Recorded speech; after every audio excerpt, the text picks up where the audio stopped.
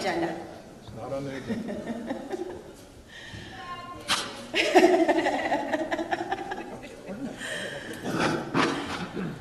Okay. All right, Headphones on? One on you guys? let's go. Greetings. Thank you so much for being here. Welcome to the doctoral dissertation defense for Sarah Rowe. Sarah is a doctoral candidate at the California Institute of Integral Studies in San Francisco, California. We're holding this right here in Watsonville, California, at Watsonville High School. I'm very happy to say we're holding this particular dissertation defense in grand style for an audience of many distinguished guests, including very many students from Watsonville High. I can't count, but there's dozens of you, maybe 100, and that's very exciting. We're also streaming live online. Yep. So for the students of Watsonville High School, I wanted to ask you, first of all, how many of you have had Sarah Rowe as your teacher before? That's a good many. So this should be a fun event for you. Not only is it really insightful and interesting, but you get to see your teacher be the student. The tables are turned. And so how many times has Sarah asked you tough questions or challenged you or pushed you hard or even maybe asked you repeated tough questions? So today it's sweet revenge. We get to turn the tables. And you can relax and enjoy while you see Sarah do the hard work of answering some questions. I'll say very briefly that each student who completes a dissertation has 3 committee members. So you will, Sarah already introduced the others. She'll introduce them again briefly in a moment. I'm Jennifer. My training and disciplinary background is quite transdisciplinary, bringing in environmental humanities, interdisciplinary environmental studies, social justice, various important fields and lenses to look at how we can change the world, how we can look at sustainability, societal transition, and getting to a world of even flourishing. I want to say the nature of a dissertation is it's a very special thing. Sarah has told you some about it. She created a video about this. And you'll be discovering a little bit firsthand. One thing about a dissertation, which is the most advanced degree of its kind, is that in a dissertation you can go deep, but you can't go wide. You can't really do both at the same time. And that is also relevant or relative to the question. Now, Sarah picked an ambitious question. You know, there's all kinds of topics. I think Sarah, it's possible she chose the most challenging, ambitious question in the world. Now, that's quite a claim, you'll tell me. But her question is about not only how can we get over some of our really difficult social problems in the world today, but how can we imagine a world, what would be the nature or quality of a world in which not only do we not have those problems, but it's a beautiful world, a world we all want, a world of flourishing. So I say that briefly at the very beginning because when you go deep, you can't include everything completely. So Sarah could have tried to include everything about racism, class structure, mass oppression, genocide, the military-industrial complex, the collapse of industrial agriculture. But one thing I can tell you is that if she had tried to answer all of that, she wouldn't be here today. She wouldn't be here 1 year from now, and she probably wouldn't be here 100,000 years from now. And she probably would actually be getting, if she did it, the Nobel Peace Prize a few times over. So we just have to put this a little bit in parentheses. However, all of those topics are really crucial to Sarah's question. And I think you'll find, as we go through this conversation today, that this particular case study that she focused on, where she went deep, she did give us reflections about many of the most important changes in society, which is quite an accomplishment. So very briefly, the agenda today is that in a moment I'll be turning over the mic to doctoral candidate Sarah Rowe. She will give a presentation, 10 to 14 minutes. Then this is going to proceed exactly as a doctoral dissertation defense always does. The 3 committee members will pose some questions about the results and analysis of the study, and Sarah can give some answers. That will go for about 40 minutes, something like that, until about 11:40. At that time, we will deliberate. You'll see how this kind of event comes to a conclusion. The committee members will have to leave, but we'll still have some time. And so then we will transition to a second short event in which you all will get to actively participate, ask questions about the nature of graduate work, of a doctoral degree, and the specific topic that Sarah chose. How can we actually create a better world? I know that matters to everybody in this room. So without any further ado, I hand it to Sarah. All righty.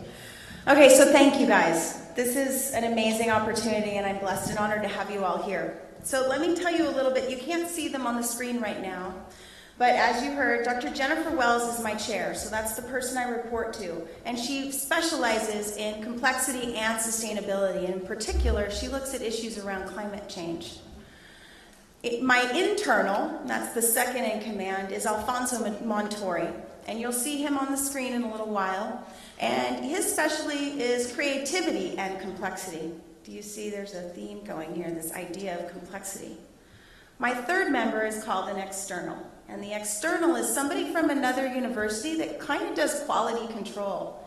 If Jennifer and Alfonso say my work is good, then Giuseppe's job is to make sure that across all universities, my work is good. And his specialty is philosophy. And so he actually wrote a really important book to my research called The Philosophy of Complexity.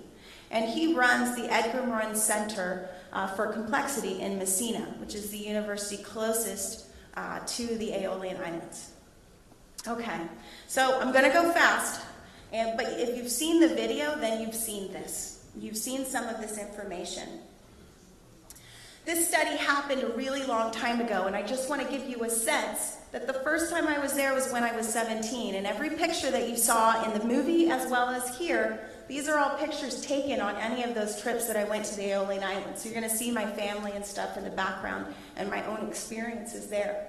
So it took a long time to collect this research. What I want to point out about that is that I want to make sure that you understand that what that means is that I made sure to have summertime in the Aeolian Islands as well as winter. And the reason for that is because this is a set of islands where the population changes from about 11,000 people in the winter to 200,000 or more in the summer. So summers in the Aeolian Islands look very different than winters. The Aeolian Islands are a set of 7 islands. There's an archipelago, I never know how to say that word, but still, it's 7 islands, kind of like Hawaii, but in Italy. I focused on one town, Lipari, which is on the main island called Lipari. The purpose of my study was basically 2-part. First, it was to look at the concept of flourishing, and to look at how other scholars wrote about that. And then to figure out what were the common qualities across all of that research and apply it to a series of issues that the people in the Aeolian Islands were facing. So I want you to think for a second so we can all kind of ground ourselves in what that means. How would you define flourishing? I want you to clap if you think that this is a definition of flourishing. So think about what you think that word might mean. There's enough water, housing, food, and shelter for everyone. Everyone can have as much education as they want. Yep, it's easy for everyone to find work doing what they love. Right? Everybody participates in democracy, right? Yeah? People are happy. The future is positive for all. People know their neighbors. You have time after work to volunteer. The environment is healthy. If you lived in that place, would that be good? Would you be stoked? Yeah, clap if you're like, yep, sounds good. So what if resources are being used so they're not being depleted, so you have enough of everything that you need all the time forever? Can you think of anything else? It's a long list, right? In fact, there are probably as many qualities as flourishing as there are peoples in the world. Really. Maybe even as many beings as there are. In other words, a flourishing society is huge. So I had to kind of narrow it down. And these are the qualities that I came up with. Okay? I'm not going to spend a lot of time explaining them because everybody on my committee has already read them and they know what I'm talking about, and I only have 10 minutes. So I had to construct a definition, and this was the one that I built based on these writers, and they come from all different kinds of fields. Some of them come from the field of sustainability. Also, some of them come from the field of spirituality, philosophy, economics, policymaking, all different kinds of fields. Here's the important part. I used the theory of complexity, or complex thought, to frame all of my thinking. So the definition for sustainably flourishing reflects attention to all of those different disciplines represented. And here's my definition. This is intentional, and in fact, it was one of the key points that Jennifer and I discussed. The two words have to be used together. We can flourish at the expense of others. And I would make the argument that the United States has flourished at the expense of other nations for many years. This study is about everyone flourishing. And when I say everyone, I include natural environments. So the intention of this word is that it needs to be a phrase that's used together, sustainably flourishing. That gives honor and attention to both nature, people, and all sentient beings. Okay, so what I did then was I merged these ideas. I took the qualities of a flourishing society and I applied them to some of the most significant issues. The way that I determined these issues was by talking to the people in the islands. What did they think were the most significant issues? So this is where we talk about what I discovered from this process, from all of those trips, from all of the newspaper articles I read, from all of the different research I did. Here are some of my key findings. Sustainability is something that is place and culture specific. When I say that, I want you to understand that culture operates on a multi-dimensional level. There's things like the custom of the siesta in Italy, where you take a nap after lunch from 1 to 3, or having a 10 o'clock coffee. There's also an evolutionary role that happens in culture, and that is the structure of culture that I'm speaking of. In other words, within culture, there are certain structures that allow a society or a group of people who share that culture to evolve and change and shift in their practices. So, for example, within the culture of Italy, when I was a kid and lived there, everybody took a siesta, even in Florence. However, as globalization has taken place and as Italy has merged into the world market, the farther north you go, the less often you see people taking an afternoon nap. It's something that still exists in the islands. So the ways in which people evolve and adapt has a lot to do with how quickly they're going to move towards a sustainably flourishing society. What qualities and characteristics does that culture have that allows it to make that shift? The capacity to measure flourishing has to happen sort of like on a continuum. Kind of like those rubrics we use for writing, it's the same kind of idea. You can be strong and flourishing in one area and weak in another area. You can be all over the map. It's almost like a three-dimensional grid of different qualities and where one sits. Communities have to recognize this. This is an important part. We have to think about where we are and understand what it means to flourish before we can move forward. And most importantly, because the world is complex, we have to use complex thinking. Clap if you remember that from the video. Good.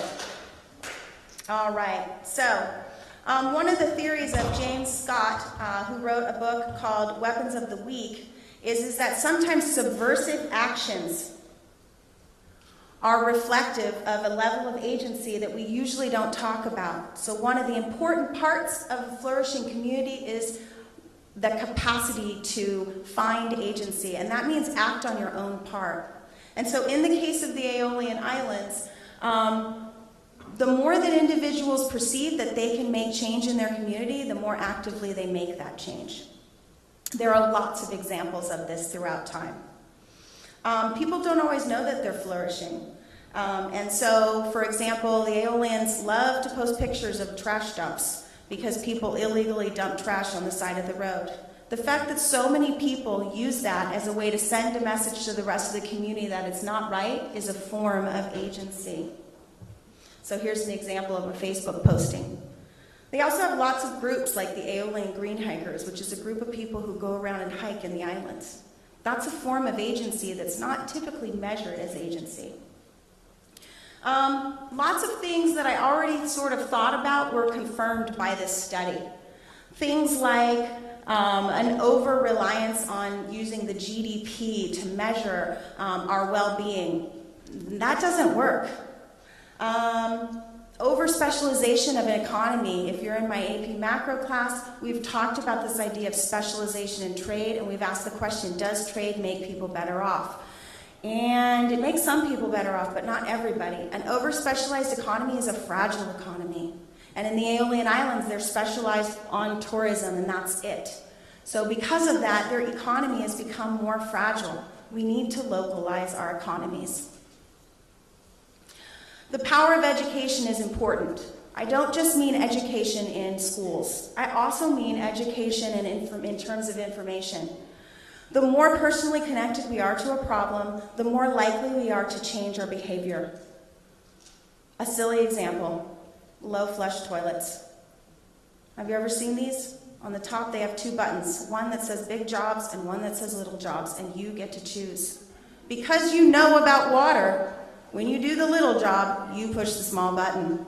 The more connected you are to that choice, the more capacity you have to make change. And the same is true for the Aeolians, where often information about how much water they use, how much waste they dump is limited. I think it would be worth exploring in the future the impact of a low demand for education in the islands. There's one really similarity between Watsonville, the community, and the Aeolian Islands. And that is that within the community of Lipari and around the islands, you don't really need an education beyond a high school level because of the kinds of jobs that exist.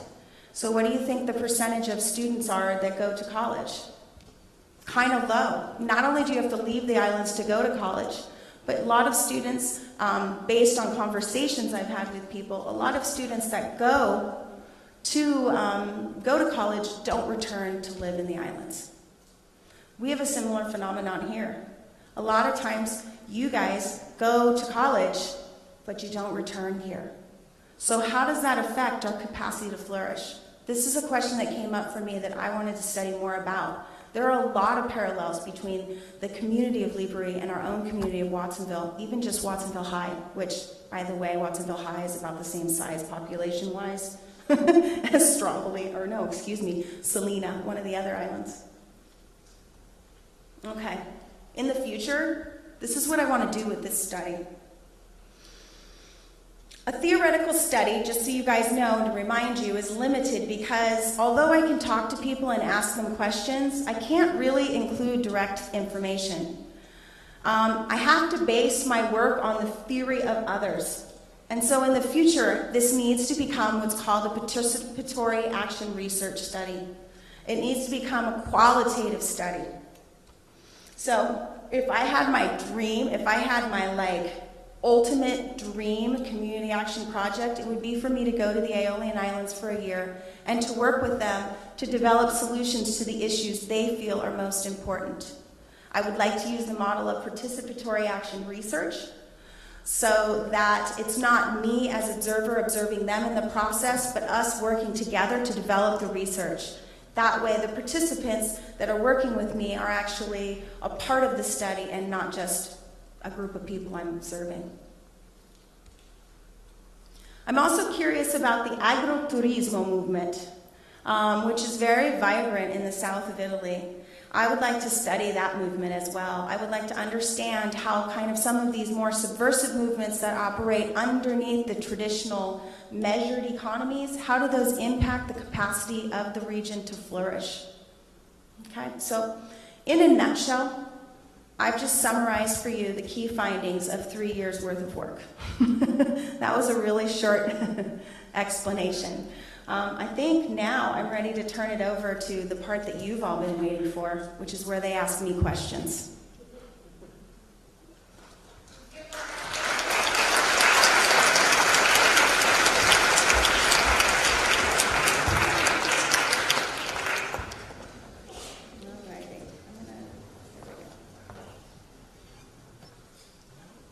I noticed they have Wile E. Coyote on their stand. It's not a cool institution. All right, we got a schooler, you guys. Who is that? So that's Willie the Wildcat is our mascot. And the rumor goes that it was a cat that hung around and never died. And he was like this scraggly cat way back in the day. A cat that sustains. Exactly. All right, I'm just trying to find where it is.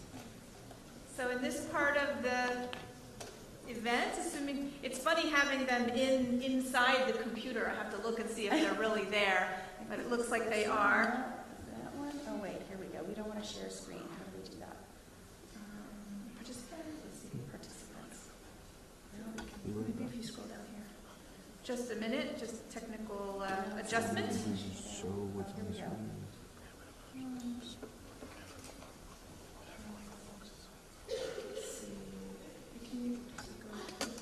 No, it doesn't let me scroll down. Because I think because it's in. Hold on, we've got some technology here. Technical issue.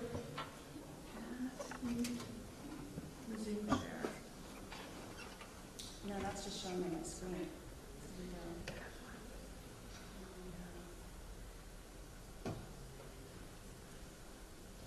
How about we just talk to them? Yeah, So, sure. Alfonso, if you're there Can you and you're talk? not muted, you might be muted. Could you just say something, Alfonso? Hi, I'm right here. Okay, Okay, good. great. And Giuseppe, can you also say hello? Giuseppe. He might be muted. Eccomi. Great. Okay. So we're going to proceed, and I suggest that we take this in rounds. Either perhaps if our wonderful external committee zooming in all the way from Messina, Italy. Mr. Giambilo, if you would like to start, I'd be happy for you to ask first question. In any case, we'll just ask 1 or 2 questions and then pass it to the next person and proceed in that way. So if you'd like, Giuseppe, we'd be happy for you to start, or if not, I can start off.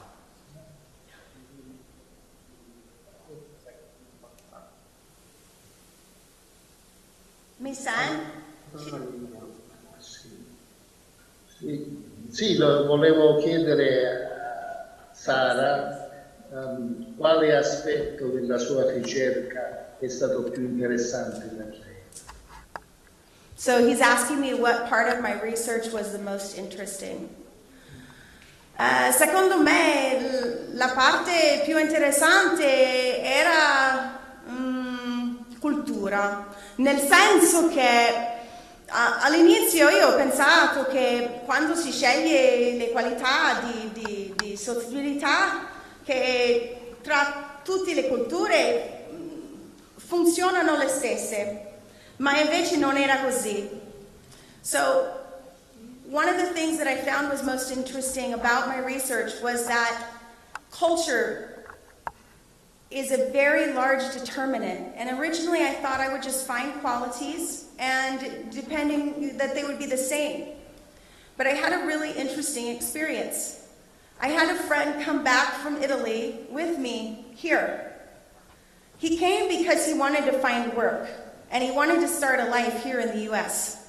He left because he wasn't flourishing. But when he came here, he was miserable. He had the worst time ever, and he lasted a month, and he got on a plane and went home. He could not flourish here. He felt lost. He felt out of place. At that moment is when I realized that flourishing is very culturally specific, and that it was important for me to recognize my own biases in assuming what flourishing should look like within another culture. This was probably the most interesting thing, to watch poor Giacomo suffer here at Watsonville and Santa Cruz in our community was the biggest eye-opening experience for me, to see how important the role of culture was in the capacity to flourish. Era proprio la cosa più importante. Quando lui non poteva funzionare proprio qua, era come i miei occhi erano chiusi e poi si sono aperti. So I realized it was like my eyes were being opened for the first time. Okay, great. Other questions, Mr. Jamila? Per ora no, va bene così. Va bene così. Grazie, professore. Okay, and there'll be more time. Thank you. What a great first question. Sarah, my first question for you is that when you started looking at this, you were looking at definitions from 1 or 2 or 3 thinkers who really influenced your thinking. And as you went throughout the study, it seemed that you kept finding more and more layers and niches and dimensions of what this thing is, flourishing. Could you talk briefly about that process? Am I correct? It was a complexifying process as you kept learning more about the term. So here's how a good study starts. I read a chapter in a book, and it actually was Dr. Wells's chapter. It was from her dissertation that she had written, and I got really excited. And then we had this assignment where I had to find a recently published book, and I had to write a book review on it. And it was this guy, John Ehrenfeld. He became the center of my research. But what I realized is that everybody in some way was writing about how they envisioned the future and what they imagined the qualities of a healthy society being. And so I found myself, every time I went to look online and do research, and everywhere I picked up books, that flourishing was all around me. That everybody in some way, shape, or form was writing about flourishing. There are economists that write about flourishing. There are philosophers who write about flourishing. They may not use those terms. Some of them call it resiliency. Some of them call it utopia. They're all different ways that they write about it. But my goal was to create a definition that touched on all of those fields. I feel that there are there's a lot of division and separation in this field.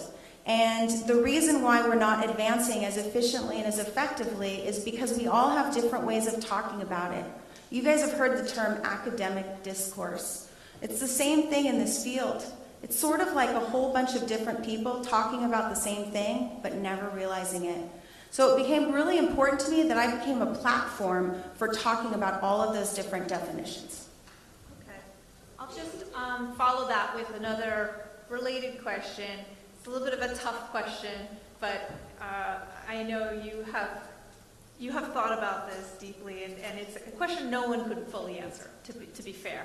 How do you handle issues of the problems in the world today with respect to your topic?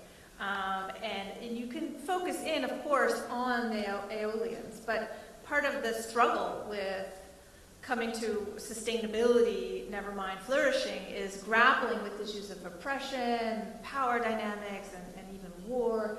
So could you begin to reconcile those things just a little bit? And again, you can focus on your case study. Case studies are all I need my notes. So just in case you're curious, this is how thick a short dissertation is.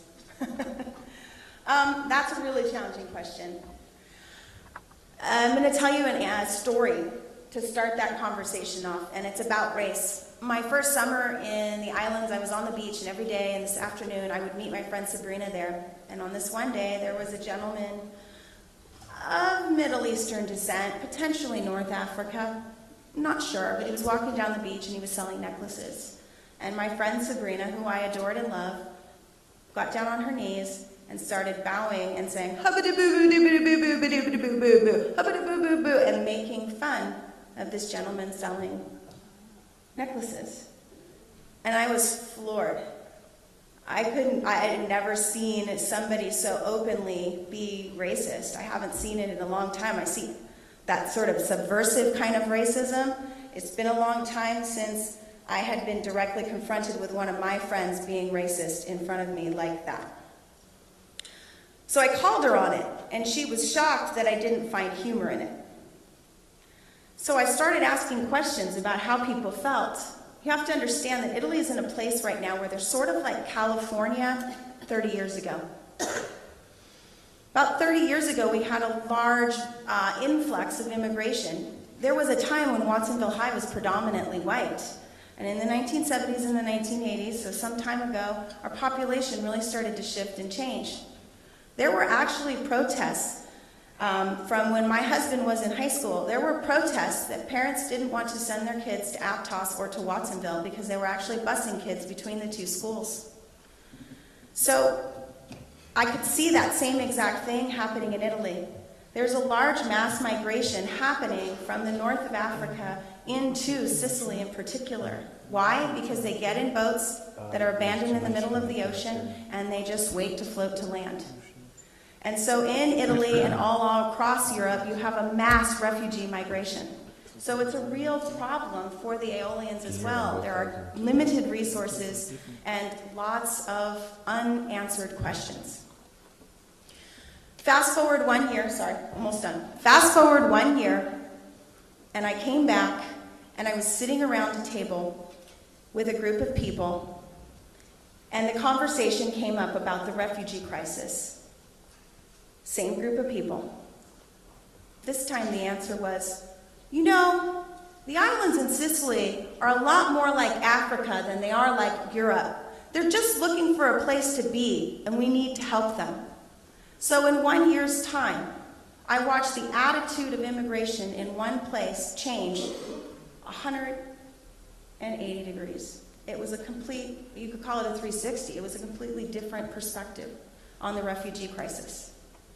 So these are complex issues, and you can't solve them in isolation. It's not step 1, step 2, step 3. Instead, these issues have to be resolved by looking at them as a part of a system. The reason immigration is happening is because of European policy. It's because of international policy, global policy. We can't forget that.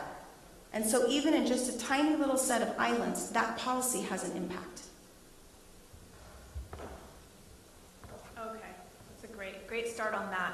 I want to invite Alfonso into the conversation. Alfonso, would you like to ask a question or two for Sarah?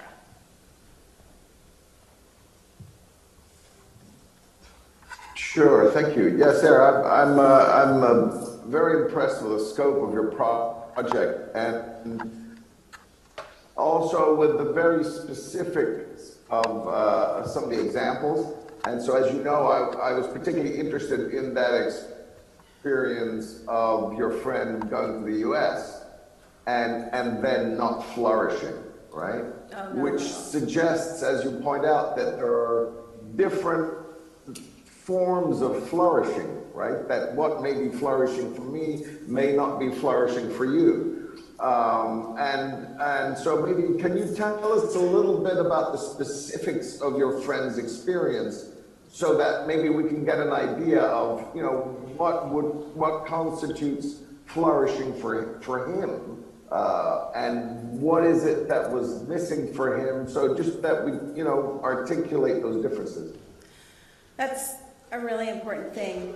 I could talk for years about that. It was a crazy experience for all of us, and my family, which is floating all around, is kind of laughing. Poor Giacomo. In Italy, dinner is an event. It is the important part of the day.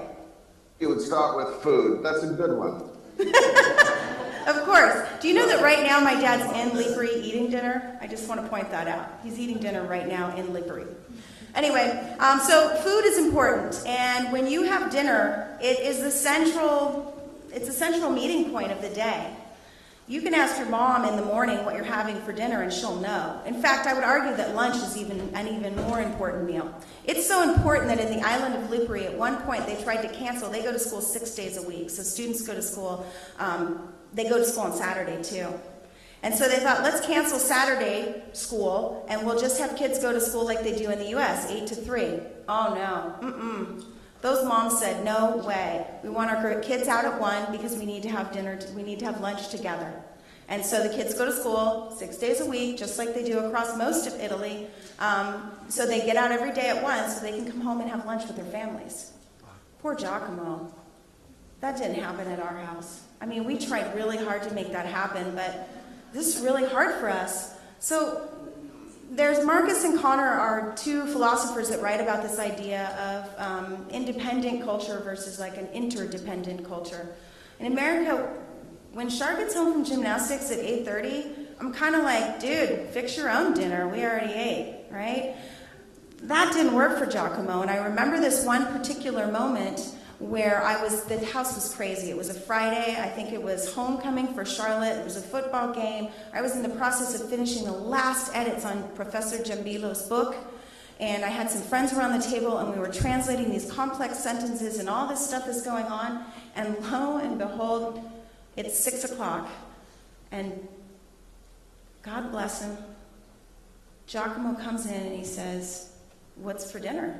And I was like, I don't know. How about you figure it out? And he just looks at me and he looks at these other 2 Italian friends of ours and he says, she doesn't know what's for dinner. She doesn't know what's for dinner. And he's like laughing because he's shocked. And that was the moment when I realized, like, in his mind, dinner is a very important central community piece. And in our family, our American families, dinner has kind of lost steam.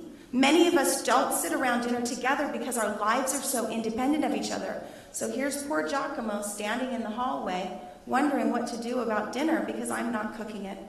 That also says something about the role of women in society. They have a very powerful role. The man is the head, but the woman is the neck. The neck turns the head. So, watching Giacomo struggle through that, there's also a change in the pace on the islands. These are small islands. There's no traffic. You don't need GPS. And poor Giacomo got here, and he didn't know his surroundings. He was terrified to drive different places. It was hard for him to assimilate to the amount of traffic we had here in the United States. It was hard for him to understand just the intensity. As much as Italians in Libri tend to work 12 to 15 hours a day during the summer, they only do that during the summer. During the winter, they're slower paced. It never stops here in the United States. My neighbors, we all work, that many hours every day, all year. So these were things that made it hard for him to flourish, and it's what brought to me the lens of flourishing is culturally specific. What works in Italy, and the reason why I'm in love in Italy is because of the culture there, and because of their perception of flourishing. Maybe that's what allows me to flourish there. But that doesn't mean that what works for flourishing here in the United States can be directly applied to Italy, because it wouldn't work. Alfonso, any other follow-up?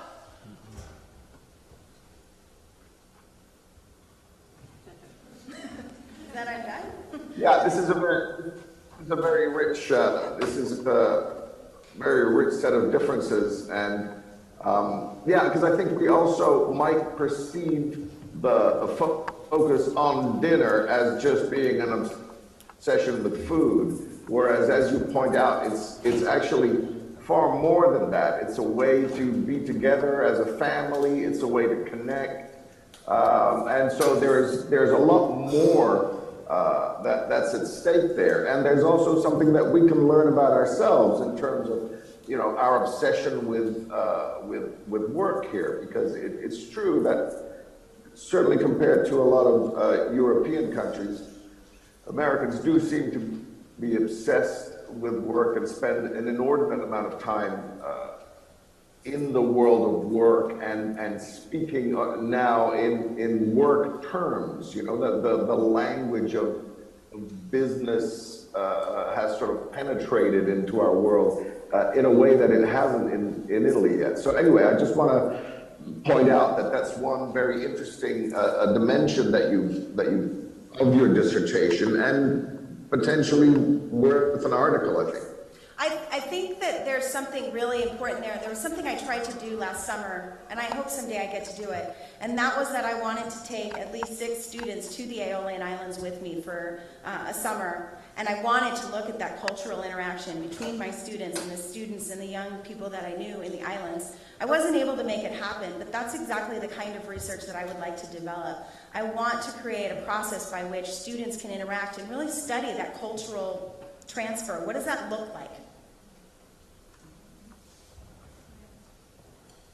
Yeah, I have another question sort of follows up on that is, just as your view of flourishing kept taking on new layers, your view of culture did as well. So I wonder with the results that you distilled down to those 4 points, if maybe we could even reiterate the 4 points and just talk about a little bit about culture here in Watsonville, the Bay Area, or culture in the Aeolians, specifically about those 4 points, because there's so much rich, interesting insights there that you've had. I know we've had many conversations, so I know just how rich it is. I think I'll just stick to one of the qualities, and that would probably be the agency. So one of the qualities, I'm just going to flip here to make sure that I say it exactly like I wanted to. See, you guys, I told you I'd use these tabs.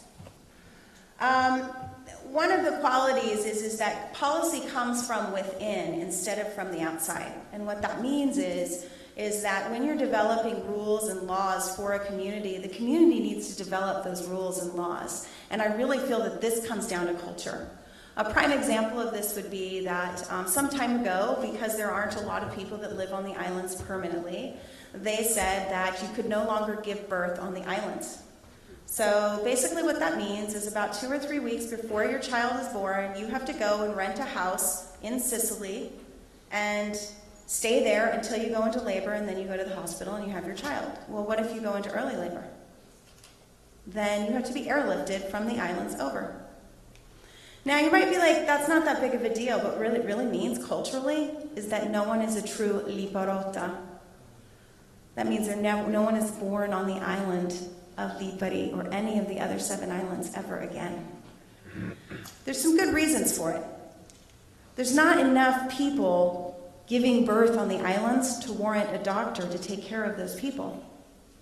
At the same time, there's a big difference between taking a boat to get to the hospital, where you have to rely on the conditions of the sea, and getting in a car and having to drive to Santa Cruz versus being in a hospital here in Watsonville. That's a prime example of how culture shapes who you are. The people on the island, the first question they ask when they have to leave the island is, what's the weather like? What are the oceans like? And believe you me, I've seen how choppy that sea can get, and I know what it means. You can be stuck on land. You can be stuck for days because you have to wait till the sea calms down. So culturally, there's a different respect and connection to the ocean than, say, we have here. If we need to get somewhere, we just get in our cars and we go. We're very independent. We all have our own, there's a car culture of everybody driving where they want to go and all those kinds of things. The islands are so small that those kinds of things don't exist. It's just too tiny. In fact, the culture is so tight and small in some places that there could be a person that lives on the island of Lipari and they've never been to Volcano, which is the next island over. You could almost throw a rock and hit it. It's maybe a 15-minute boat ride. So it's super close by, and there are some people that don't travel between islands. School can get closed if the seas are too strong. So that kind of cultural shift is important to consider. Reverence for islands and volcanoes and the true nature, just natural effects of waves really influence the kinds of decision making that has to happen in the islands that's different than it would be, say, here in Watsonville. And so in what ways did you find that agency played out? So then when agency plays out is not so good in the islands. It was a higher level of the lawmaking body, the regional government that makes the law that says you can't have babies on the island of Lipari, that there won't be a doctor there for that. It's a higher level, and they made it based on population. You have to have a certain number of people, and every certain number of people get a hospital. And since Lipari and the other islands are too small to meet that number, they don't get a hospital. So that's that. So there is no agency. And when there's no agency, it's very hard for people to adhere to a plan. They don't feel like they need to follow that rule. This comes out in other ways on the islands as well. For example, there are other regulations that have passed that people didn't really feel that they had a voice in. Right now they're considering, you know how we have the Monterey Bay as a sanctuary? They're trying to do something similar like that around the islands of Lipari. But the community hasn't really gotten to have a strong voice in helping develop that.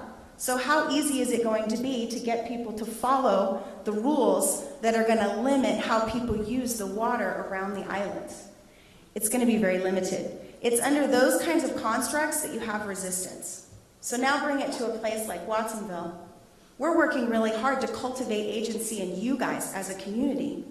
All of your social sciences teachers are thinking about how to give you a voice, how to openly talk about racism, how to openly talk about your power as students within this community. We have one intention in mind, to make sure that you know that you have the power to change and shape the way our society operates. That kind of education, our efforts to create agency among you, are the cornerstone pieces that allow us to transition toward a more sustainable society. If you feel connected and understand how your actions impact those around you, that creates agency. And it's the same thing on the islands. That's really very profound, really, to connect up the personal all the way to the planetary in that way, that if each of us has a sense of agency, we have a chance of enacting that all throughout society. And that gets to one of the earlier points about how the way we educate and construct around agency, even a very personal sense that it's possible, enables all of the other ideals we have about changing our society. So I think that's a great point to focus on. I have more questions, but I don't want to hog the space. I'm so happy to have both my colleague Alfonso Mottori and Professor Giuseppe Giambilo. Mr. Giambilo, do you have any other follow-ups at this point?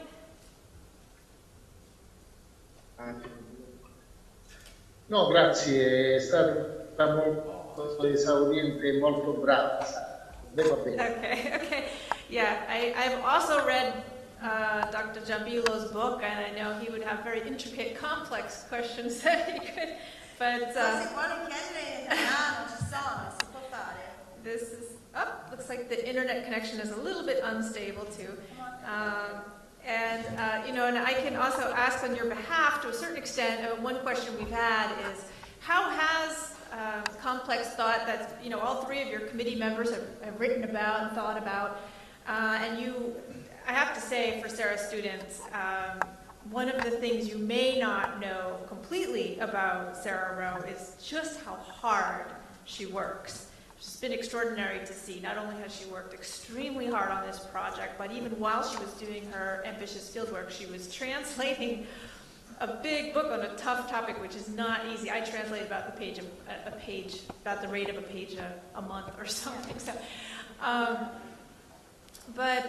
so do you want to say a word about this complicated issue of complexity and how that played out for you in this research?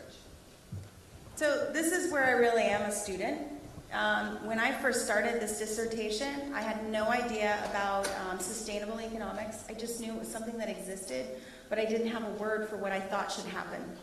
And complexity is the same way. I didn't know that there was complex theory or systems theory or complex thought or complexity to these words. And you might all be looking at this and thinking to yourself, like, what is she talking about? And that's kind of about how much I knew when I first started this.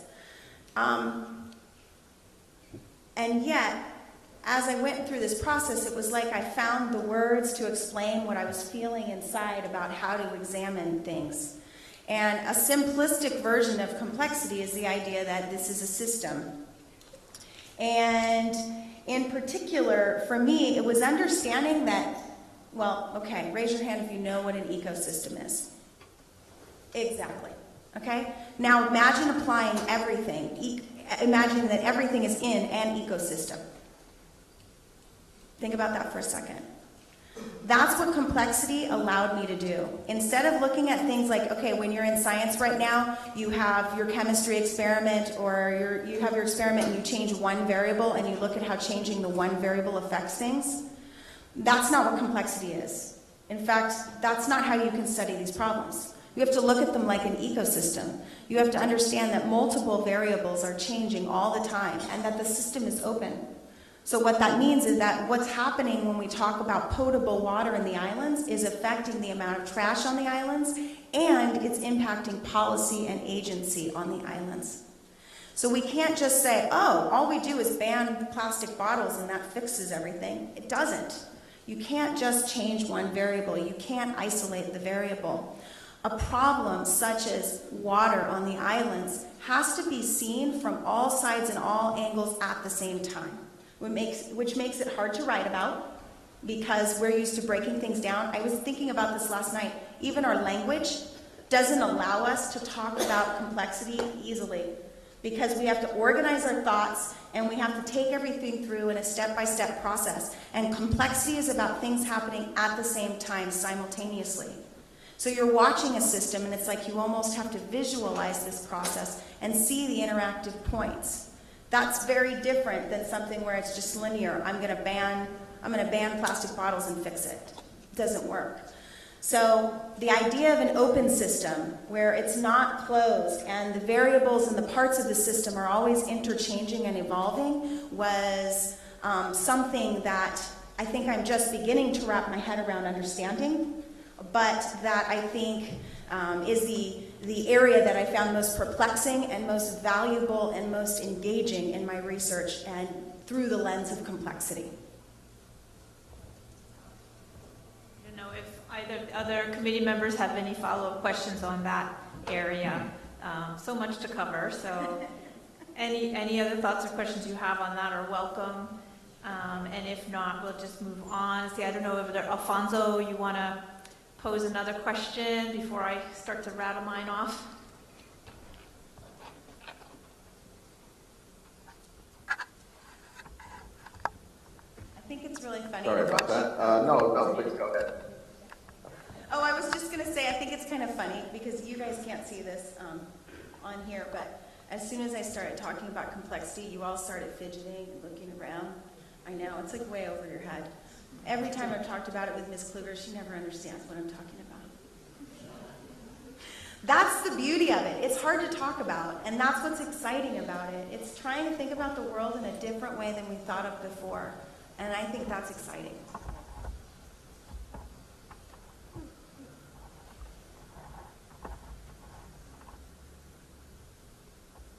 Did you want to ask a question, Alfonso? No, I think I know we could actually go on for a long time, so I'm just being, I'm restraining myself here. Yeah, and it could be about anything. I just want to make sure everyone gets their airtime. And I just want to say about that, Sarah, that I think for me it's not harder, it's different. So I encourage, I think, for the students in the room, the world is changing a lot in your lifetimes, and that change is rapid and it's dynamic and doesn't look like it's slowing up. And so I think exploring other ways of looking at things is really beneficial now, perhaps more now than ever before. Although it would have been good if we had a more complex lens on the world 100 or 200 years ago. But better late than never. So I have another question, which is, and I just have to kind of get this out of the way. But again, it's a little tough, but we're not here at the Nobel laureate ceremony. This is just a doctoral dissertation ceremony. But I do want to just note that our scientists are in consensus that not only that climate change is happening and not only that humans are driving it, but that at this point we're in a phase of nonlinear abrupt climate change. A lot of the big feedback we've been worrying about are happening. The permafrost, methane release, and just this week, it turns out that rainforests, for the first time, are not net sinks, but net carbon emitters, which is terrifying, horrible news. So I do think that we can't just focus on the problems. We have to focus, as Sarah is so good at doing, on the solutions and on the positive vision. That's extremely important. But how do you start to reconcile the magnitude of the problems with your very, frankly, it's very rare that people really focus on flourishing. So many people are good at focusing on problems. So how have you come around to start to reconcile or look at the relationship between the magnitude of our problems today and this vision that you have that's so valuable? Well, I think it's people like David Korten and other Joanna Macy and all of them. There's actually a decent amount of people that actually talk about flipping the story. So in economics today, I said, tell yourselves a story about how you get, a price that you can't, it's indeterminate. Well, it's the same thing that happens here. These are opportunities, and we need to tell ourselves a different story. Yes, climate change is real. Trump, climate change is real. Okay. But climate change is real, and we can't avoid it. It's already happened. It's rolling out. So what does that mean for us? It means that we need to look at these as opportunities to innovate and change our behaviors, because we have to. And it's that simple. So when it comes to looking at issues such as the Aeolian Islands, they are a rich, rich body of resources and a rich body of examples that provide us with opportunities to innovate and get creative. I think this is the area where, Alfonso, I think a lot about your work on creativity in terms of our capacity to change and shift the way we think about things and become creative in our solution making. And so I think that when I looked at the Aeolian Islands and I looked at kind of those 9 key areas, I chose 2 large of the big 3, which was ocean acidification and just climate change, carbon emissions. And then I chose a smaller one, which was water usage. And the reason that I chose those is because those are tactile, they're tangible, and it's easy to draw connections between Aeolian actions and the results they have in the environment. And I think that the positive is the thing that's happening right now is we are reconnecting with nature. We are reconnecting with the environment around us. We're not removed from it. And because of that, that is a positive connection. That means that we have a better understanding of our impact on nature. And when we understand our impact on nature, things can shift. A local thing like water usage is a great place to start because it's our local behaviors and how we use water and how we extract water that can be changed and shifted. I chose the islands because when I was in college, I made a really stupid mistake. I did a really big research project on international cooperation to resolve transnational issues on the Pacific Ocean. There's too many countries. The Aeolian Islands is a great case study because it's a small set of islands. It's a small microcosm. It's a great place to experiment and explore different ways and apply different solutions from all over to apply them there and to see if it works and then extrapolate out into the macrocosm. Remember, change is localized. So in a place like the islands, ocean acidification matters. When you rely on fish for food, how acidic the water is, how warm the water is, matters. Knowing that, it's a lot easier to create policy when people are involved to develop that. And I think the beauty is this is an innovative time. This is an opportunity for a transformation to all the things that we don't like. We talk about this a lot in economics, and those of you that have us for economics next semester instead of government, you'll see that that's the beauty of this time period. We are revolutionaries. It's an opportunity to change the story, and that's exactly what I want to do.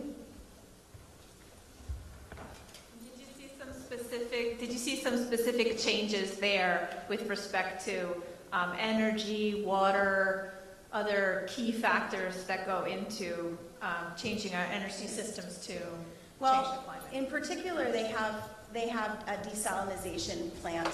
So the sources of water, they have water that's shipped there. They have water that's illegally collected through the rainwater system, and then they have a desalination plant in addition to bottled water. So in the time that I've been traveling here, every year they get more of the desalination plant online. So in that case, we're seeing almost a negative use for water. And there is a huge mistrust for that water. But again, with the policy out of the hands of the people that are using that water,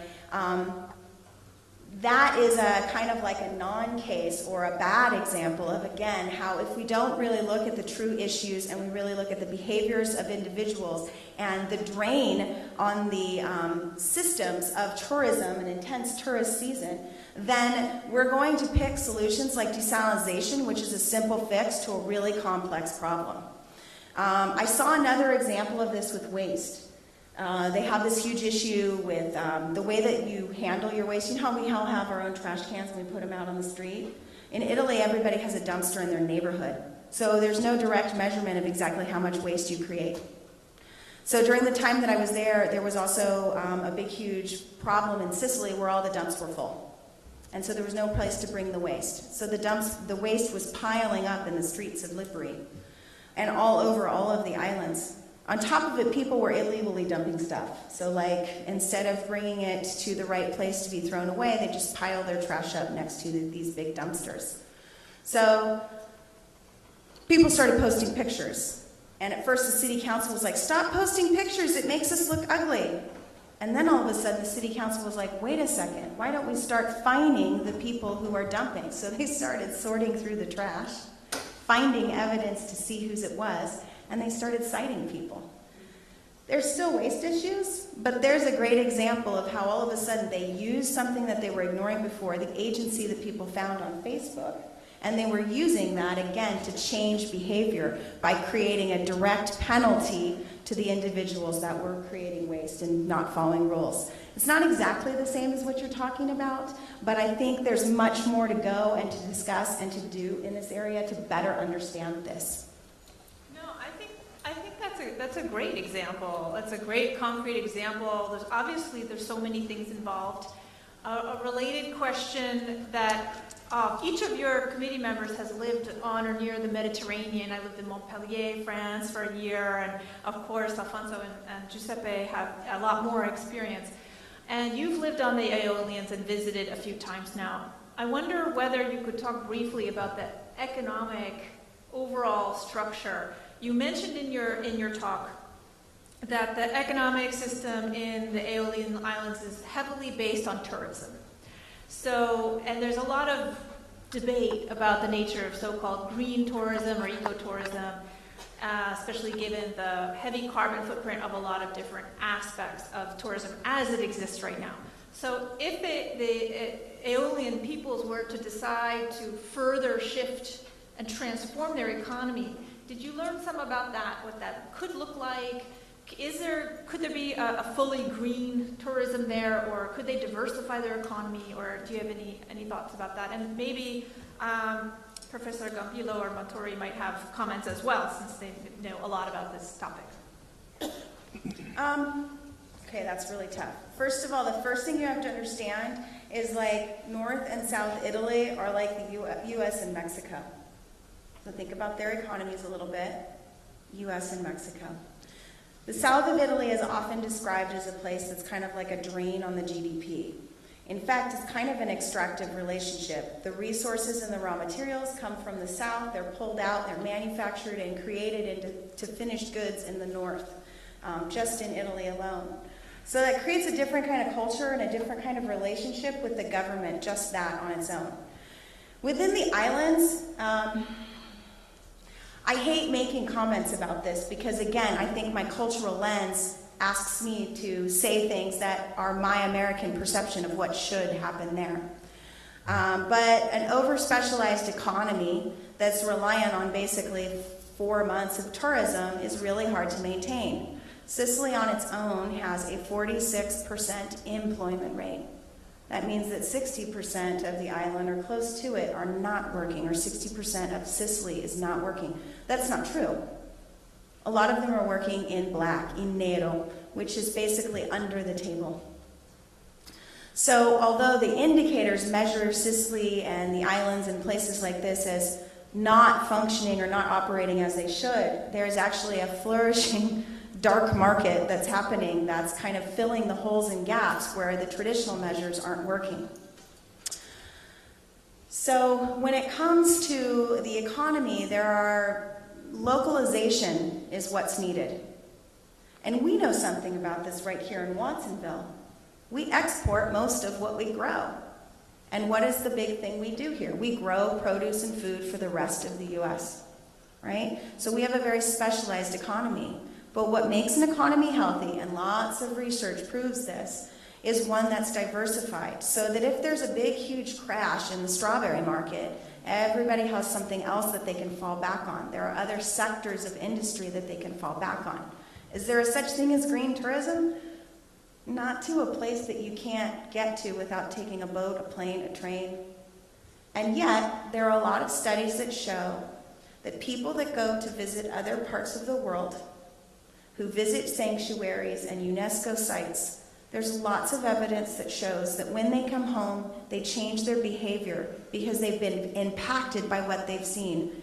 So you go to the rainforest, you see the rainforest, and you come home and you behave differently because you understand the power of the rainforest. The same thing is true, excuse me, thank you. The same thing is true for the Aeolian Islands. Pumice mining was a huge, huge industry there until probably the 80s or 90s. In 2006, they finally seized the mines and closed them down. However, that changed the economy.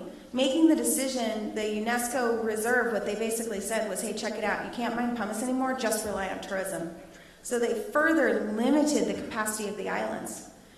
On top of that, this comes back to that question I had about more research. The kinds of industry that could be cultivated there aren't being explored right now or not getting enough traction to really be looked at. And that, I think, is limiting their capacity to localize the economy. It seems to me, this is my American perspective, that the artisan culture is not as vibrant as it could be there.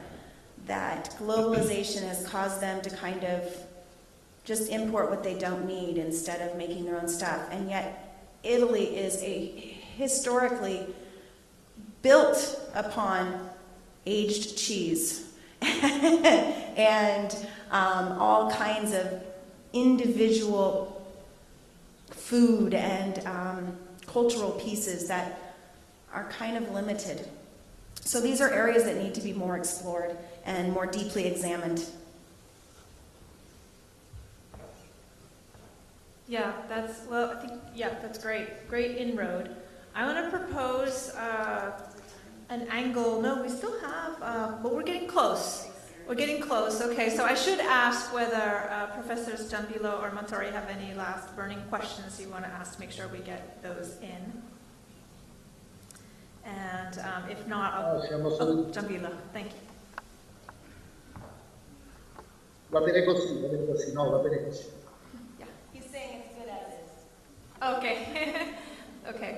So I'll just ask one last question, which is, do you see some opportunities for win-win-win solutions? People like to throw that around, and it's easy to say, hard or maybe impossible to do in some cases. But we've talked about, the significance of things like race, class, and gender as really undermining the problems with racism, classism, and patriarchy, undermining other efforts that we're making. Do you see a possibility in the Aeolians for a multicultural spirit that could perhaps transcend that, and that could be part of a win-win for the future? You can make it brief. We only have a few minutes. No, just kidding.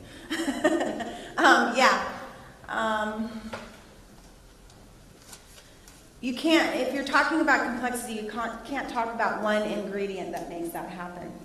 But you can definitely think about different levers that need to be pulled kind of at the same time in order to make that happen.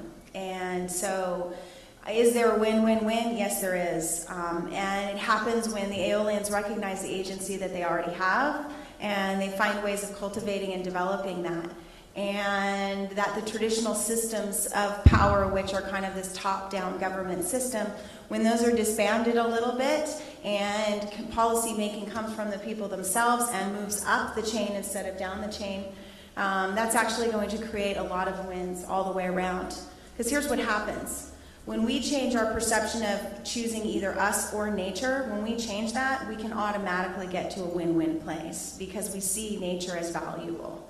Right now, we're kind of in a win-lose because we're choosing, do we want a good environment or do we want a lot of money? And that's not really the way it works, and that's not really the way we need to see it. So I think in the case of the islands, for example, the win-win-win happens when we continue to value nature as equal to our own standing, and when we continue to value individuals as agents that have the capacity to change and shift, and that we all equally have a say in how that happens.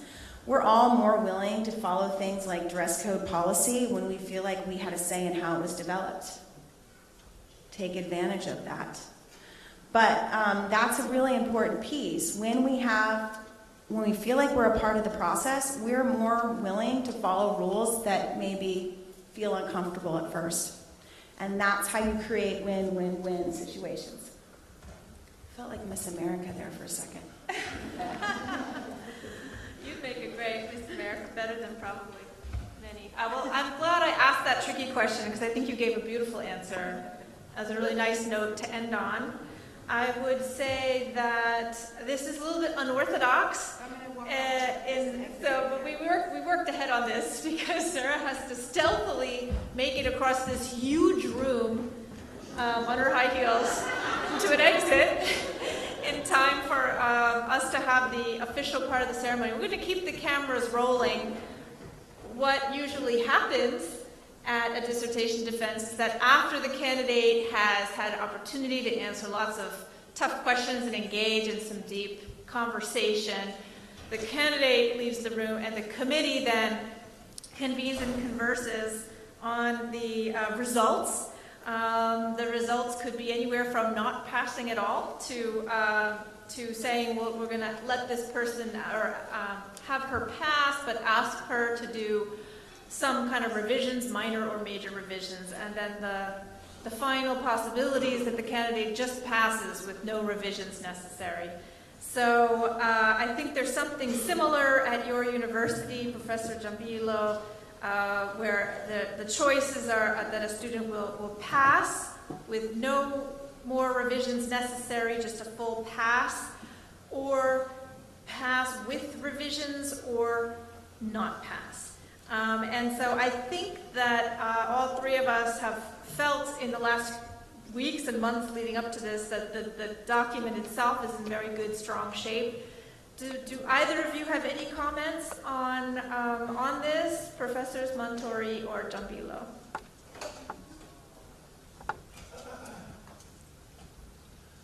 Per me va bene, passa senza modifiche e Sara è stata molto brava sia nello scritto e anche adesso nella conversazione con me.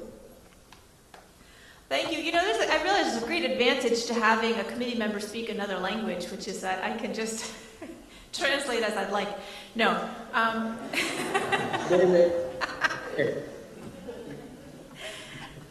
I think I understood. Fortunately, Alfonso, hai sentito? Fortunately, we have Alfonso who really does speak fluent Italian. Alfonso, would you like to comment first briefly for the audience on what Professor Giambilo said and then your own thoughts? Yes, no, Professor Giambilo said that both are written and the oral presentations were very good, and he's happy to go ahead with no changes. And I have to say, I was personally very impressed with Sarah's presentation. I thought she handled it very well. She was very eloquent, very thoughtful, obviously it's a project that is very generative because there's any number of research projects that could follow up from this. So I'm with Professor Giambilo, and I think she's done a great job. Okay, I'll have to just add my agreement with both of them. I think that there's a beautiful job on the document itself, and I encourage anyone here to read the document.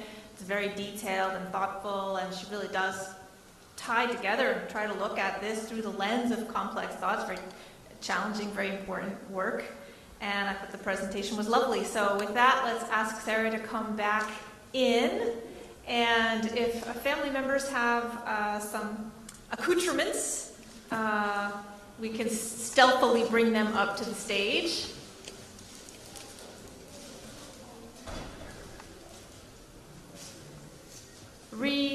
Greetings, Sarah. Sarah, we are very happy to announce that you have a full pass on your fantastic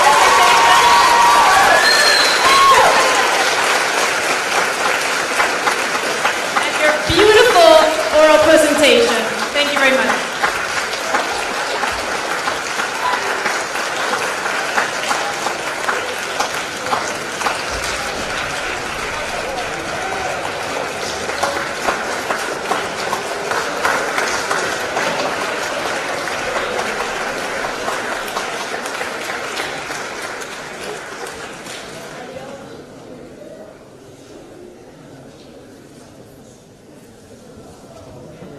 Alfonso, tu mi senti?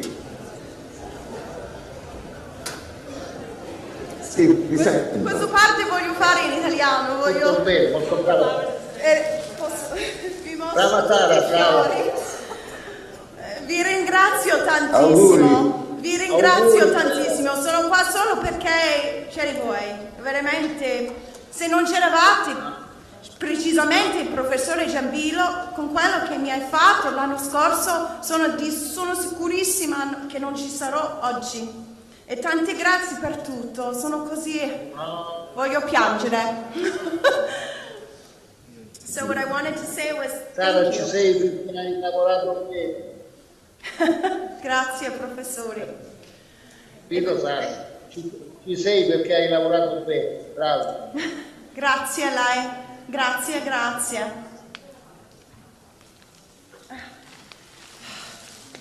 Ciao. Okay. At this point, we're going to have the official hooding. We have a flower volunteer to hold this tremendous set of bouquets. Sarah, a big congratulations. One second. Let's come on to the light. So this part we did. Vi mostro.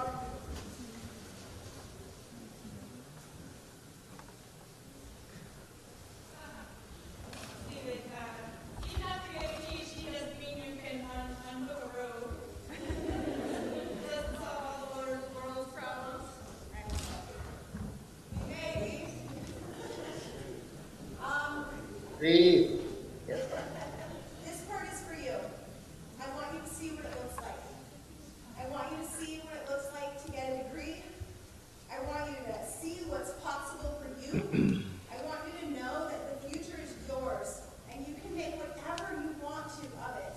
And I want you to see me here and I want you to imagine yourself here.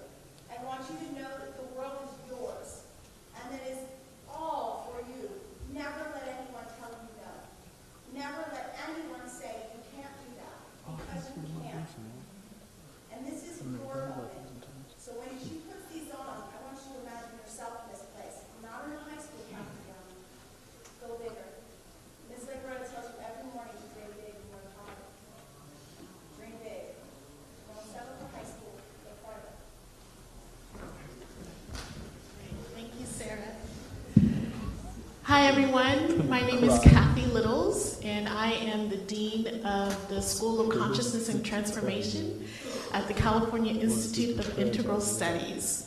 And I'm so glad to be here with all of you and with Sarah today. Over the summer, Sarah asked if she could have this ceremony at Watsonville High, and I said, of course. And I'm so glad that we did. So, there you go.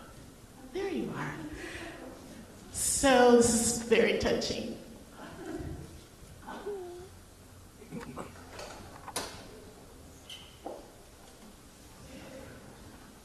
So what we're going to see now is that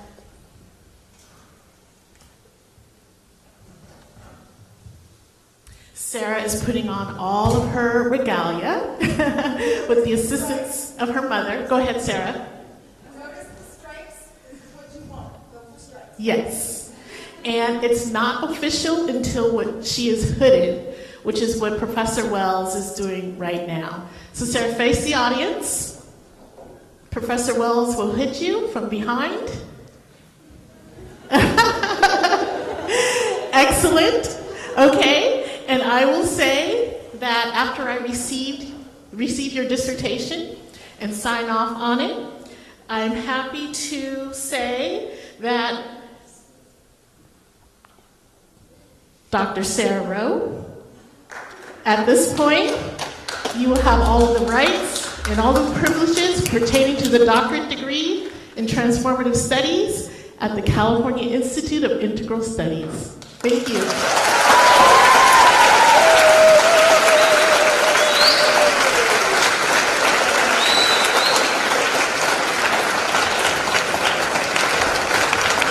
Congratulations. Let's have a big round of applause for Sarah Rowe.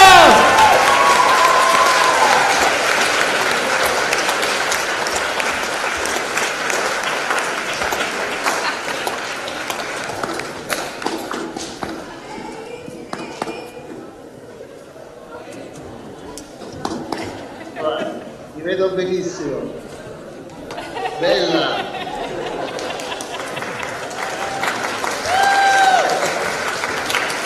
Bellissima.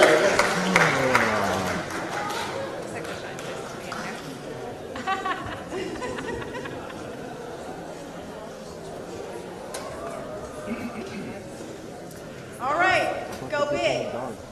I want to take one brief moment in the 1 minute before Alfonso has to go. And I want to make sure and thank my committee for getting me here. This is a challenging journey, and I would do it again in a heartbeat. I am a different person than I was when I began, and it is because of Dr. Jennifer Wells, Dr. Alfonso Montori, and Dottore Giuseppe Giambillo. It is also because of my family that I am here, and it is because of you that I am here.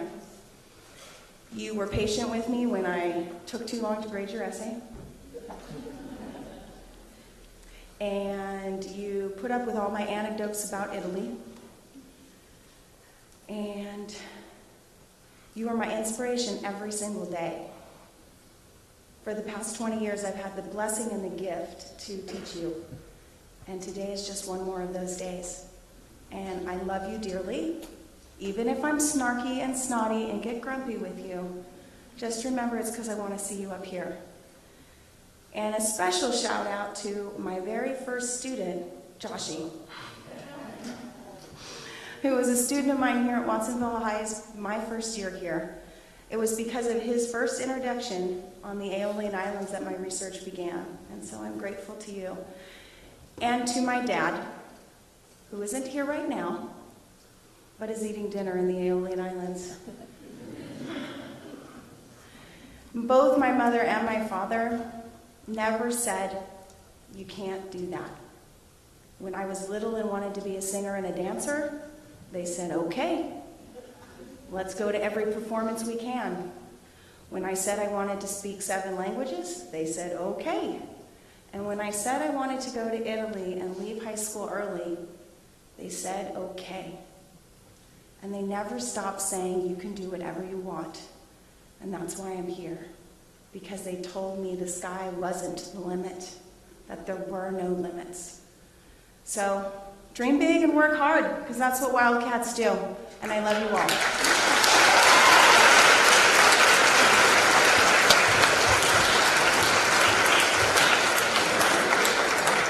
Thank you. I think that our 2 other committee members have to excuse themselves. We will miss you. It was wonderful to share this with you, and I look forward to connecting with each of you soon. Thank you so much for your time and participation.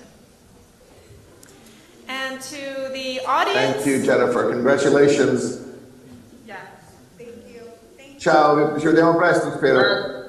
See ya dopo. Ciao. Ci vediamo Ciao. presto, sì, ciao. Grazie a lei. Ciao. Ciao. Ciao. Ciao, cara. Bacione. Grazie a voi, ciao. Bacione a tutti. So with that, we will. Arrivederci. We will move to the second part of the. Arrivederci. Oh wait, more. What's he say? Un bacione, grazie a voi due. Saluti a tutte, Ci vediamo in Italia, va bene? Sì. Questo verano, arrivo. Ciao, Talk to you soon. Thank you so much. Ciao. Ciao. All right, so I hope you have some great questions for Sarah. After years of work, she has some deep insights. And again, while her project looked deeply into the case of the Aeolian Islands, many of her results and analysis bring to bear upon our dreams, each and every one of us, for the kind of change we really most want to see in the world. So I will leave it to Sarah. I'd ask you to come up to the microphone that's placed right here. We'll test to make sure it's working. Maybe form a line behind the microphone. Please keep your questions to questions, not, if you want to add a brief comment, that's fine, but we want to focus on questions and conversation about Sarah's dissertation and about this topic. So, just remember, this is your great opportunity to turn the tables and put your teacher on the hot seat. Congratulations. If you could choose one thing, whether it be a group of events, one single event, one thing out of the whole spectrum, anything you want, what would be one thing that you would take away from this and say, this is what it made, this is why it was all worth it. This was the icing on the cake.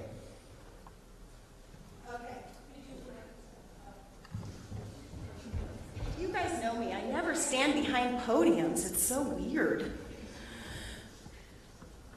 Okay, so when we went on that hike to Stromboli, it was so hard. You guys, it's 3 hours uphill, and it's sweltering hot, and you're hiking, and there are parts of the hike where you're stepping in sand. It's volcanic sand, and you're stepping in it and you're sliding back. And so it's like one step forward, a half a step back, one step forward, a half a step back. Like you're always losing ground at the same time. And we went to this one point where we saw the sun setting over the volcano where it erupts. And so we could see the smoke coming out and the sun was setting. And it was seeing you guys there and watching you be there. And then it was what happened next that became my metaphor. There was still, like, what would you say, maybe like a quarter mile to go, but it was straight uphill and it was all sand. And I didn't think I'd make it. And I'm embarrassed to admit this, but my husband pushed me in the butt. He pushed my butt up that hill. And he kept saying, this is just like your dissertation. You can't stop. You have to go. You have to go. And he just kept saying, you have to go. You have to go. Keep going. You've got this. Keep going. And he's pushing me. I mean, can you imagine me? Oh, I can't do this. I can't do it. And he's like, you have to. You don't have a choice. You have to get to the top. You can't stay here. And that was my metaphor for everything. It was that moment of hearing my husband push me, saying, you can't stop. You have to keep going. And so then it just became easier and easier. I mean, there were definitely times where it was really challenging to balance living, being a mom, being a teacher, and all these kinds of things. But it was that moment on that hill when I knew that I had to, at all costs, no matter what, I had to keep going. And I remembered that every time I thought I was going to lose it, I remembered that moment. I'll tell you, I love my family, and my family loves me, and I would never want to be anywhere without them. But my heart is in the islands. That's where it is. I mean, I love my family, and they are in my heart. But there's always a piece of me in the islands. I've never been somewhere that's not home that feels more like home than those islands. And it's a magical thing. Don't be afraid. Ask me the hard ones.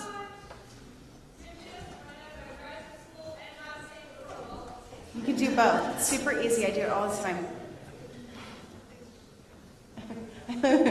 My family. Congratulations. Now I'm going to try not to cry. And I'm not a crier. That would be so weird if you cried. That would be super weird. So my question, this was a wonderful presentation, and it opened my eyes a lot about sustainability and essentially different societies. After finally finishing this, and I'm sure taking some time off, what is your next step? What do you want to see from this? And are you going to be working on this in the future after this is over? So I'm in charge of the WASP report, so there's no time off.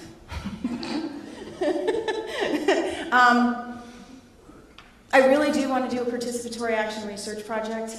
I want Johnny and I to do it. I want us both to be able to go there and conduct research together. That would be what I would like.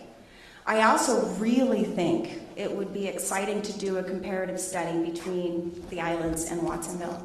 I think it would be really rad. I would love to create... one of the things that we didn't talk about here was that Professor Jambila was so excited about my work that he actually created a 5-year project to explore the islands on a deeper level around my work. And there hasn't been much done with that, but there are a lot of opportunities in there. And I would love to create opportunities for students to come and conduct this kind of research with me. I would love to find ways of doing that because it changed who I am. Doing this kind of field research makes all that stuff that you guys have to do in class, like it makes it so worth it. You know, when we yell at you guys for not citing something properly or all that stuff that you're like, the have-tos of high school, I'm telling you, the kind of research I did made it all worth it. It's so exciting when you get to study exactly what you want to study. So if I had my druthers and my dreams, I would be doing things like that. Debbie Flickinger and I are hoping to take parts of both of our research and write a book together. So that's another piece of that puzzle. I think a lot of what I learned has a lot of application here in Watsonville. City planner Susie. So I think there's some great stuff there. All right, you guys. Any other questions from high school students? Don't fall asleep yet, Angel. I just called you. No, I won't do that to him. I won't cold call on you, but don't hesitate to ask a question, and it's okay if you don't.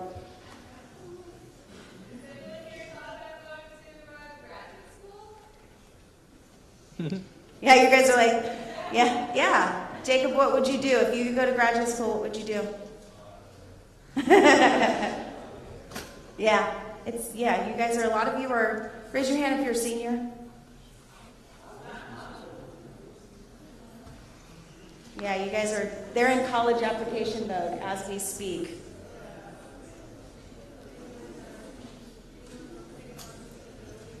Do you have anybody, raise your hand if you're thinking about something to do with the environment, like you want to do some kind of environmental studies or social justice or something like that. Is anybody down those roads? Economics, government? Okay, a few. There we go. I know. Oh no.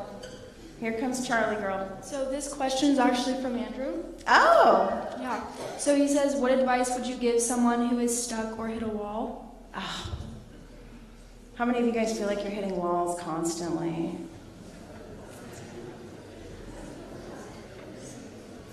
Take a walk. Seriously. Go outside, take a walk. Take a step back for a second. And remind yourself. For me, my walk was thinking about my husband pushing my butt up that hill, literally. But actually, you know what? It was something that Susie said to me a long time ago. I think I might have been 22 or 23 years old. I remember her saying that you can't have everything you want right away. And some things take a lot of time, and we're so used to getting everything right away that we get frustrated when things take time. And I've always remembered that. I know she's so impressed with her wisdom. I think I was talking about buying a car at the time or something, but when I feel stuck and when I'm in that place, I remind myself actually of something. I remind myself of Susie's advice. I also remind myself of something that Andrew said. The movie's not over until they roll the credits. And since I don't see any credits rolling, I got to keep going. And so sometimes just taking a step back, nothing comes easy, that's hard. And you have to work for things, and it takes time, and it takes patience, and it takes diligence. There's a lot of sleepless nights that went behind this ensemble you're seeing right now. And a lot of tears, a lot of crying, a lot of sleepless nights, waking up at 3 o'clock in the morning panicking, a lot of it. But I always knew that I had to finish, and that I would, and that it would take time, and that good things are worth working for.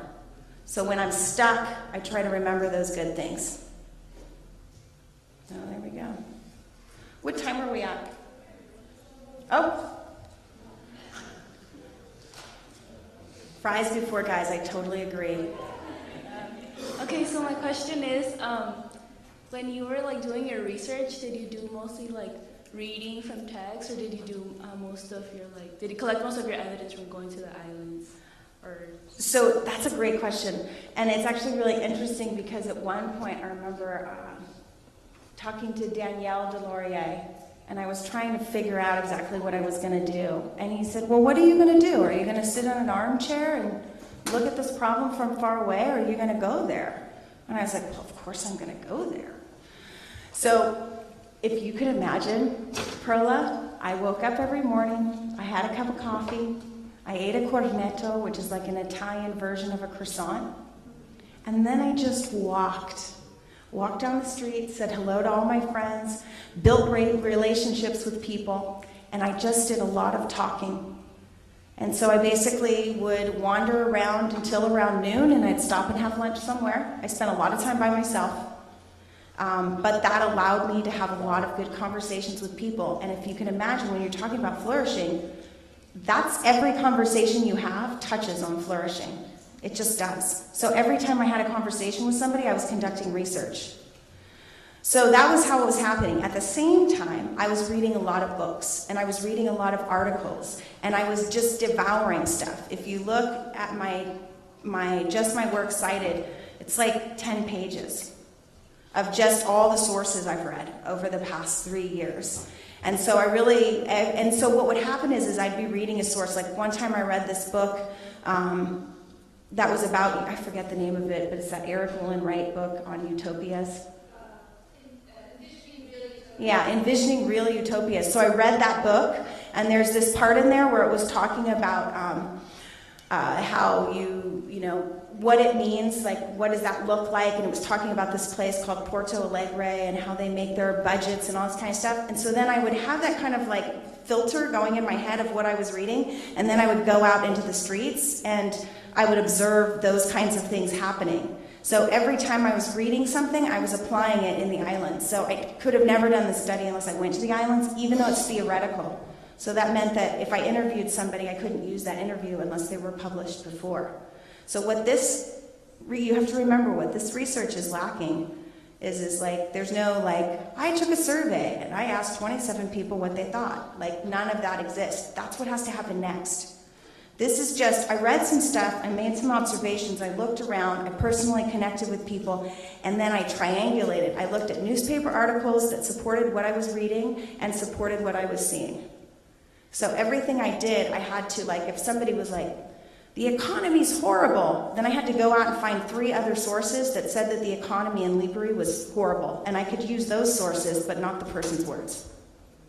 So I did that a whole bunch. So that only happens, you only know where to look if you look and think about what other people are talking about. So that's how I conducted the research. And it was the coolest process ever. It was so cool. Because all I did, having dinner with somebody, going to somebody's house, everything I did was research. It was the coolest research I've ever done. That's the thing. Unfortunately, in school, sometimes you guys think research is really boring. It is so cool. Like you can, and especially at CIS, you could study anything as long as it's transdisciplinary, which means that you're looking at different disciplines. So economics and sociology and all kinds of things. You're mixing those things together. So, you know what my first research question was? Witchcraft. I wanted to see if witchcraft still existed in Italy. It kind of does. But that was my first question. They were like, when I went to this one class with Dr. Wells, and they were like, yeah, you can look at anything. We want you to have fun. And I think Dr. Crow was like, yeah, we want you to conduct research on something you like. And I was like, witchcraft. And then they had the librarian come in, and she was like, let me show you how to use our resources. And I'm like, search for witchcraft. And everybody's like, that's so funny. And I'm like, no, really, do it. And so that's what I did. My first paper was on Italian witchcraft in the modern era or something. It exists. Super cool. But it didn't have a grounding in the islands. And I'll be honest, when I chose my research topic, it was because of a conversation with Montori. He spoke Italian, and I was like, wait a second, I can use this dissertation, I can use this process to get myself back to Italy. So I made sure to choose a topic that forced me to be able to have to go to Italy. Super easy to explain that, right? Like, oh, sorry, I have to go to Italy for 2 months. Big sad tears, sad tears, sad tears. So yeah, that was also a really important part of it. So think of research questions as opportunities to explore parts of the world that you may not have thought of.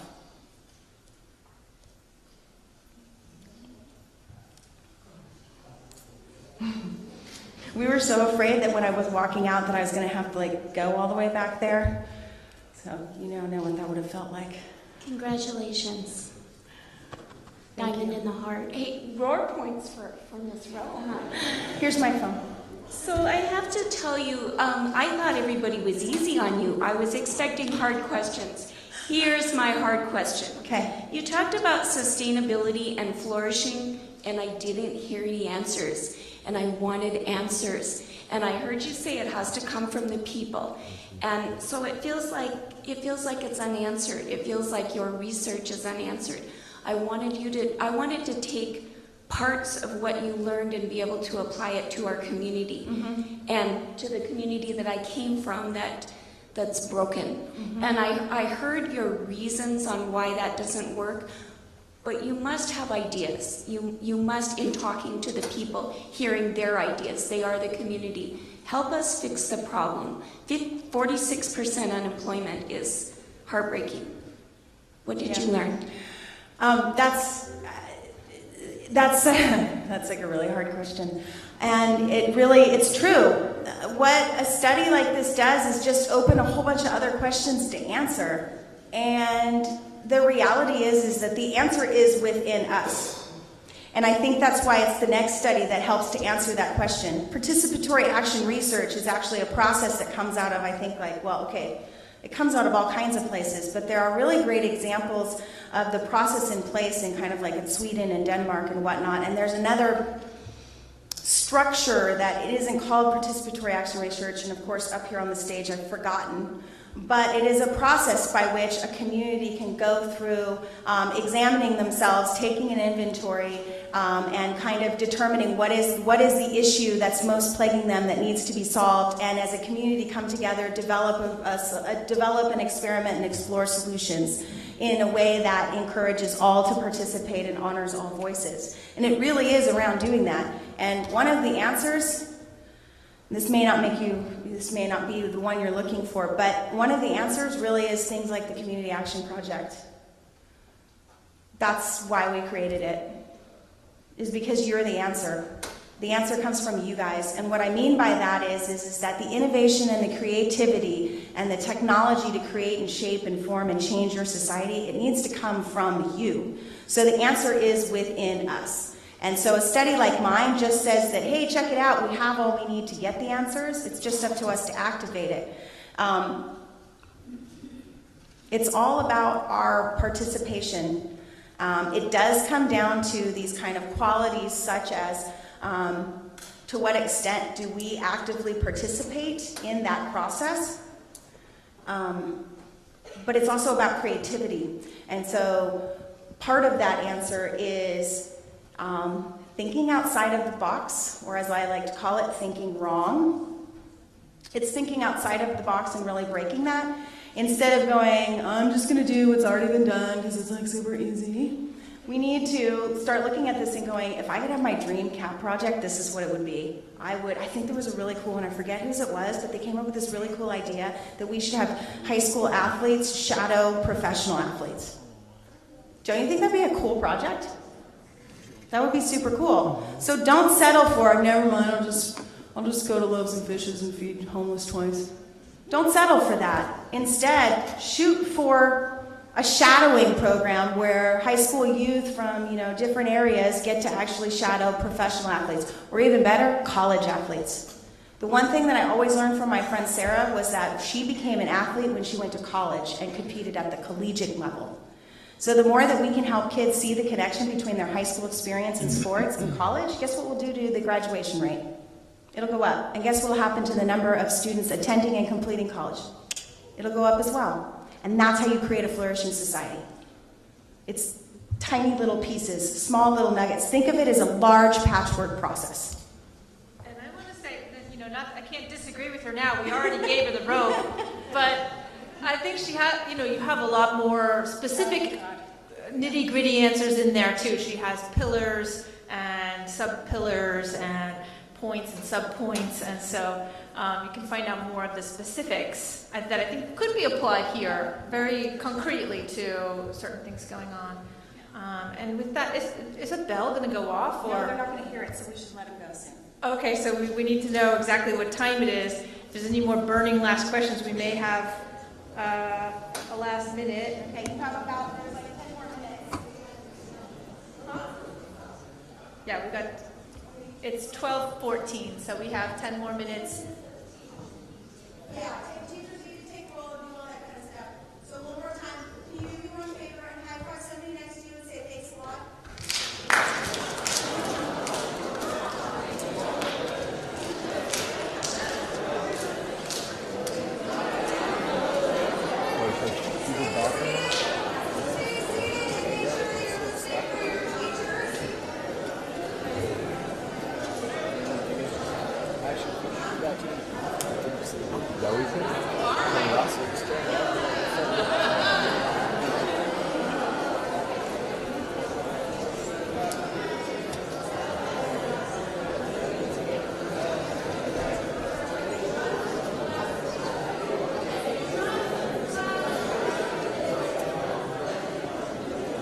Yeah, I'm used to the other ones. We're not turning this off.